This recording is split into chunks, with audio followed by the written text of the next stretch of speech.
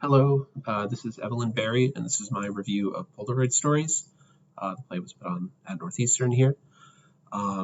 It's been a little over a month since I've seen this play, so it's not fresh in my memory. I hope that's okay.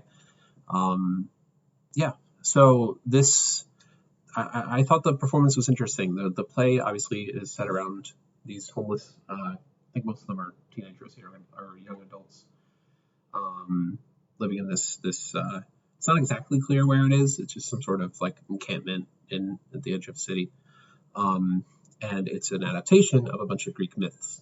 I didn't recognize all of them. I did recognize Narcissus and Echo and Orpheus and Eurydice, though. So I can't say exactly about the other two, like about how they adapted it well. But I will say that I really liked how they adapted both Narcissus and Echo and Orpheus and Eurydice. Um, but before I get to that, the play itself it followed I think it was three different storylines about these characters, and they did interact a little bit. Like the stories did cross over a bit, especially with I think it was Dionysus. He had his like own tent basically, and he was in a few different stories. I thought his actor especially did a really good job of portraying his character because he's not like a bad person necessarily, but he's very like full of himself and like he doesn't tolerate when he gets stolen from earlier in the play. I generally think all the actors actually did a pretty good job. Like I could definitely follow what was going on. I think sometimes it suffered from a lack of staging. Like they didn't have a lot to work with, which I mean it's not always their fault, but like the set was very bare bones, and there was just like a wire fence, there was a tent, and there was some like poles uh, up and down, which I mean worked fine enough for portraying a um, rundown urban environment, but it wasn't exactly it was hard to follow sometimes what they were doing. Um, as for the story itself, I think it really brought you into like how these people were living their lives, and uh, giving you a window into their plight. I don't think it did that a good. I didn't. I don't know exactly how to describe it. Like I liked the play. I thought it did a good job. It was a little boring, I guess. Like I don't know. It didn't like pique my interest most of the time. A lot of the stories were very like small scale, which isn't a bad thing, obviously. A lot of plays are very small scale, um, but it didn't always catch me, especially during the Narcissus and Echo scenes. Obviously, Echo is Echo; she's not going to say a lot, but it did get a little tiring listening to Narcissus the whole time. Even though his actor did a really good job. Um, but I do think there were some standout moments. Towards the end of the play, there was a moment where um, Eurydice had Orpheus at gunpoint because Orpheus was her like abusive boyfriend that she's running away from and like kind of in a relationship with. It's unclear, but he's definitely like a bad dude. And she's like, "Don't turn around, leave me alone, leave me alone." And he won't leave her alone, and he turns around and she shoots him. And I thought that was a really interesting turnabout on the original myth, where obviously Orpheus turns around and Eurydice is the one who gets sent back to Hades. So I thought that was like a really clever um, reversal of fortune, I guess. Um, let's see, what else was there? Uh, let's see. I think a lot of the themes were interesting. Like in Narcissus' story, he's a prostitute. He's a male prostitute for a lot of like the rich people in town. And part of the tragedy is that they view him as like pretty and sexy and whatever, and they'll hire him for his services, but they don't actually care about him. Um, they don't actually have a relationship with him, and when he tries to confront them on the street, they throw him away. He's like trash to them basically. Um, and he keeps talking about all these like big dreams he has for himself. And at the end of his story, Echo comes out and she's like, "You're up your own ass. Like, what are you doing? Um, you're not going to get these big dreams that you have." And Narcissus doesn't take it very well. Like he does. I think at the end he does understand what situation he's in. He's not like denying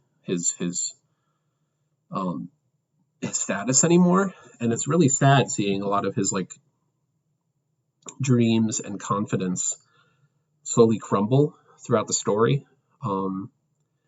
And that I think that relates to another character. I don't remember their name, but there was this boy and girl. I think they were just called boy and girl, or boyfriend and girlfriend, I should say. And the girlfriend was friends with Dionysus, I believe. They both knew Dionysus, but the boyfriend is like, "We're gonna get out of town. We're gonna leave here. I'm gonna bring you to all these places, and with me you'll be safe and all that, and like, I'm gonna take care of you." And she trusts him somewhat, but it's clear that they're not on like perfect terms. But the boyfriend takes it a bit too far, and he steals some drugs from Dionysus after he showed him where he hid it. And his girlfriend, I believe she takes too much or something. I don't remember exactly what it is, but she's unconscious for most of the play. I'm not entirely sure if she's dead or not. Like she wakes up later and she has like a monologue. I felt like it was unclear if she actually died or if she was legitimately just like in a coma for a day or two. So that was a bit, I feel like they could have done a better job explaining that. But I thought that was interesting. And there was a part where, I forget if it was in their story or if it was in one of the other ones, but where there was a point where, it was a flashback. That's what it was. It was a flashback with Eurydice, I think, where they had her and a boyfriend, or no, it was with Dionysus. What am I saying? It was with Dionysus and this girl he used to know, and she was like, "I need this thing," and he's like, "No, you can't have this thing," and she's like, "No, I need it," and he's like, "No, you can't have it," and you think that he's like holding her. What I initially thought when I saw it was that he has like her passport or like her documents or something, or like he's blackmailing her or something like that. Like it seems like he's in the wrong for this during this whole thing, because he kind of comes off as like gruff and he seems sketchy. But then at the end, it's revealed that he was hiding drugs from her. She was addicted, and he took away her supply, and she was begging for it back. Because she was addicted, obviously, and he eventually relented and he gave it to her, and it was really sad. It was like a big twist in the scene, and I think they handled that really well. It like really got punched me at the time. I remember having like a really visceral reaction to that twist, and I think most of the other people in the group did as well. So yeah, like I said, it was kind of disorganized. Or it wasn't perfect. My review was disorganized. It wasn't a perfect play. Like I said, it bored me a little bit at times, and I felt like they could have been a bit more clear in the story at certain points, especially with like the character names. Like boyfriend and girlfriend are not exactly things that help you. Like that is what they are, but it's not helping me like relate to them that much. So that could have helped a little bit, giving them proper names. But I think overall it was a pretty decent performance. I think the writing really carried it in most places. Like I said, I think some of the actors did a really great job. Dionysus specifically, and Eurydice, Narcissus, and Orpheus was really scary. That was the other thing. He was really scary. He had this one part where he was like shaking on a fence, and that was scary. But yeah, I think it was a flawed production, but I still really liked it. So